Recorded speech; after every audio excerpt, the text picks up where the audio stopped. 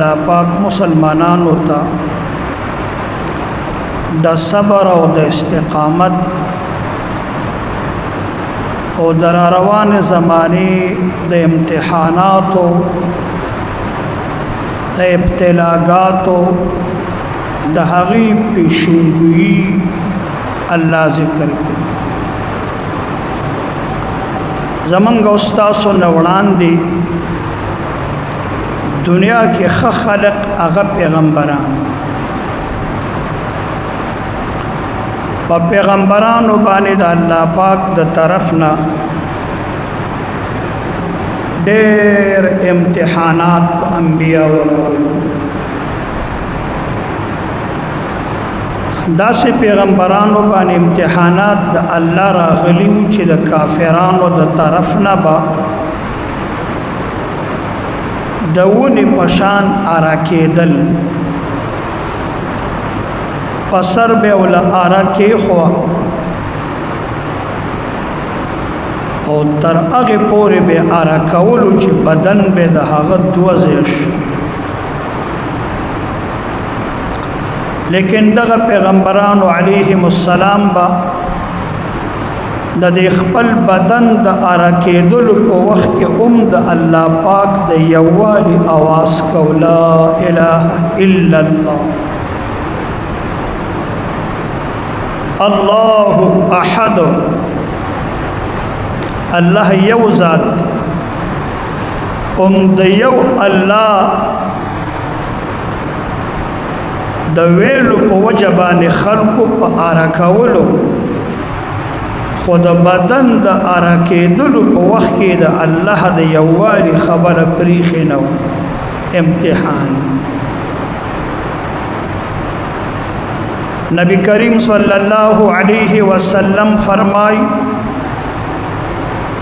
هغه پیغمبرانو باندې با امتحانات د اوسپنو په ګمنځو باندې به خلکو له غوښې ګمنځولې او د هغوی د بدن نه به دا غوښه په جون باندې داسې تبیله کړله قیمه به یې کړله وله غوښه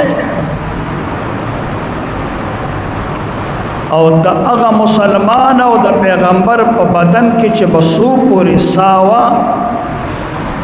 نو هغوی به ویلې لا اله الا الله الله احد.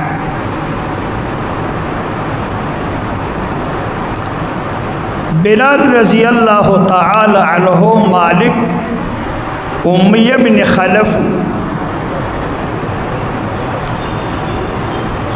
بلال رضی اللہ عنہ بانبا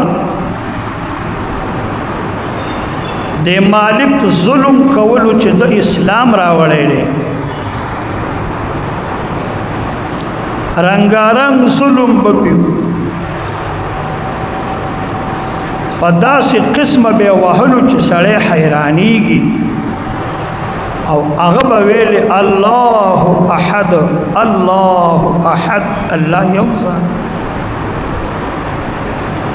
ابو جهل براغه د مالک ته به ویل تستړی شوی اوسې ماته پرېږده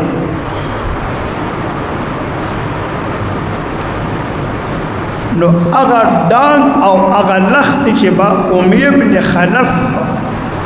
په بلال استعمالولی نو هغه لخت به بیا ابو جهل راواغستی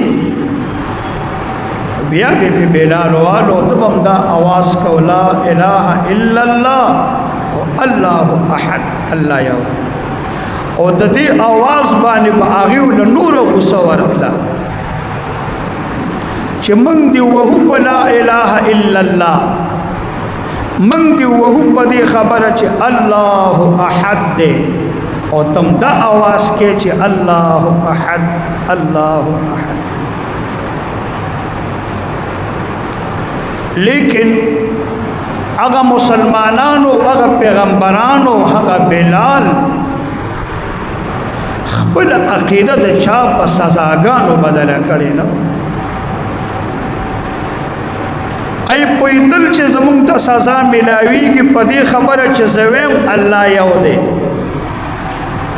هغه خو څه ګناه کړي نه او دغه یو خبره ویلې و چې الله یو